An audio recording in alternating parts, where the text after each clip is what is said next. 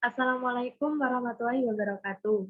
Di sini saya akan menjelaskan tentang wisata terumbu karang yang ada di Pangandaran.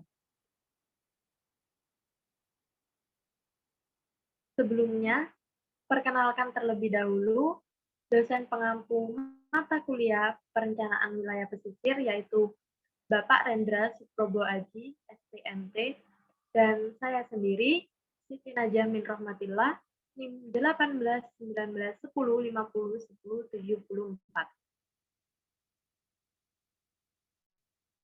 Adapun untuk outline pembahasannya, yang pertama ada latar belakang, yang kedua ada pembahasan, dan yang ketiga ada kesimpulan.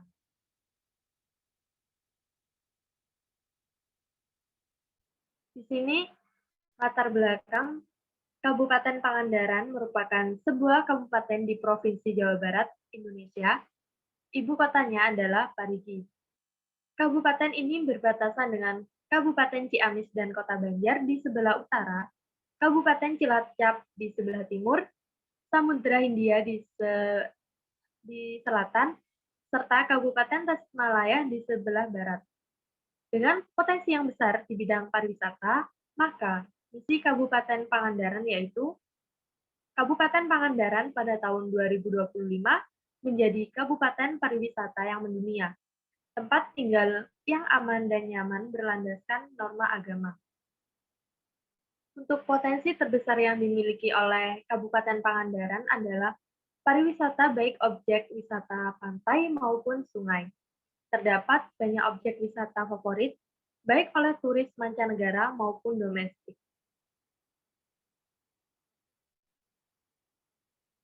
Terumbu karang sebagai ekosistem khas perairan tropik merupakan habitat berbagai biota laut untuk tumbuh dan berkembang biak dalam kehidupan yang seimbang. Ekosistem terumbu karang ini mempunyai produktivitas dan keanekaragaman spesies yang tinggi, baik hewan kerang maupun biota lainnya. Terumbu karang yang ada saat ini masih dapat dipertahankan dengan baik apabila dilakukan pengelolaan secara profesional.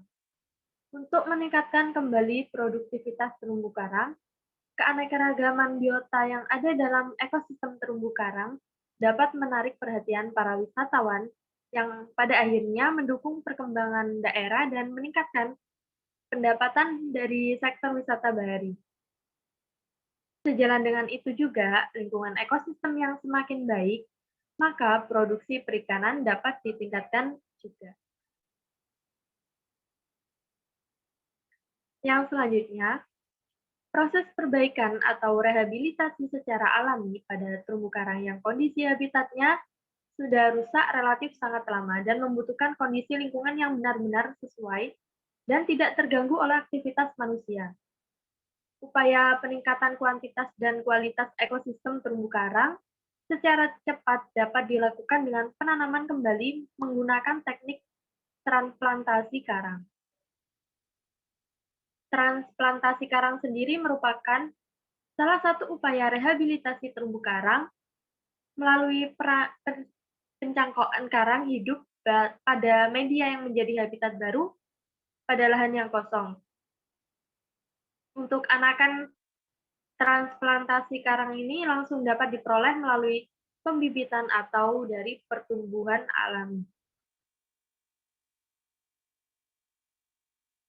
Transplantasi karang diharapkan dapat mempercepat regenerasi terumbu karang yang telah rusak dan dapat pula dipakai untuk membangun daerah terumbu karang yang baru yang sebelumnya tidak ada. Selain itu, kegunaannya juga untuk menambah karang dewasa ke dalam populasi, sehingga produksi larva di ekosistem terumbu karang yang rusak dapat ditingkatkan kembali. Untuk kegiatan penanaman terumbu karang ini bertujuan menyediakan habitat yang merehabilitasi ekosistem terumbu karang di Pangandaran. Penanaman dilakukan dengan metode rangka kubah yang terbuat dari besi yang dilapisi dengan pasir. Penanaman terumbu karang ini sendiri tidak hanya pada proses penanaman bibit pada media substrat saja, melainkan juga menyangkut tentang monitoring dan perawatannya. Perawatan ini ditujukan pada pembersihan substrat buatan karang dari gangguan makhluk lain yang memiliki pertumbuhan lebih cepat, seperti makroalgae atau biota pengganggu lainnya.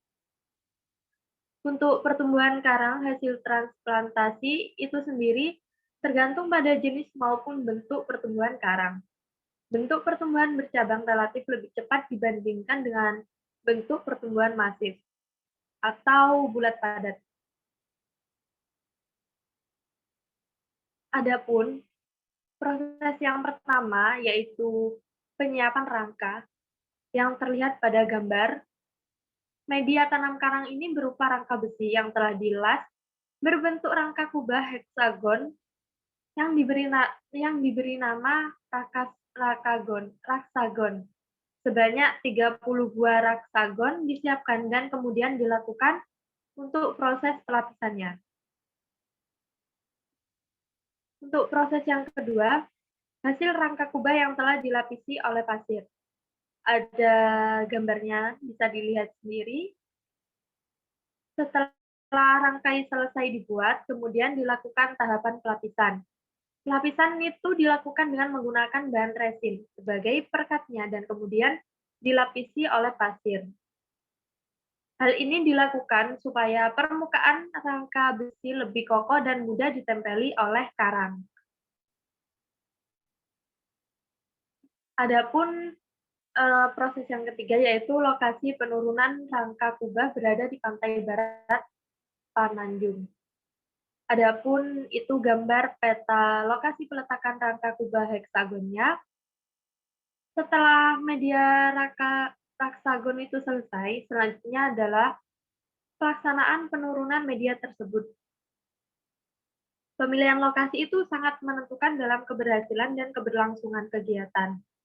Setelah melakukan pengamatan dan penelusuran, maka ditentukanlah lokasi penurunan media tanam tersebut. Untuk proses yang keempat, yaitu penurunan rangka kubah dilakukan dengan bantuan perahu motor untuk mencapai titik lokasi. Dan untuk proses yang terakhir, yaitu kegiatan penurunan dan penyusunan raksagon di dasar perairan. Terdapat gambar, bisa dilihat sendiri. Itu adalah melakukan kerja di bawah air, mulai dari penurunan hingga penyusunan raksagon ke dasar perairan menggunakan peralatan selam scuba. Setelah raksagon diturunkan dan disusun, kemudian antar satu raksagon dengan raksagon yang lainnya diikat agar rangkaian menjadi kokoh. Dan kesimpulannya yaitu proses perbaikan atau rehabilitasi secara alami pada terumbu karang yang kondisi habitatnya sudah rusak relatif sangat lama dan membutuhkan kondisi lingkungan yang benar-benar sesuai dan tidak terganggu oleh aktivitas manusia. Untuk upaya peningkatan kuantitas dan kualitas ekosistem terumbu karang secara cepat dapat dilakukan dengan penanaman kembali menggunakan teknik transplantasi karang. Program ini dilakukan melalui kegiatan pengabdian kepada masyarakat.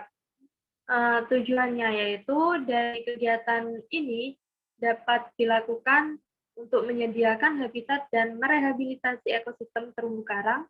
Penanaman terumbu karang dengan metode transplantasi ini dilakukan pada media rangka besi berbentuk kubah heksagon yang kemudian diberi nama raksagon yang telah dilapisi oleh pasir. Sekian penjelasan dari saya. Terima kasih. Jika ada salah dan hilafnya, mohon maaf yang sebesar-besarnya. Wassalamualaikum warahmatullahi wabarakatuh.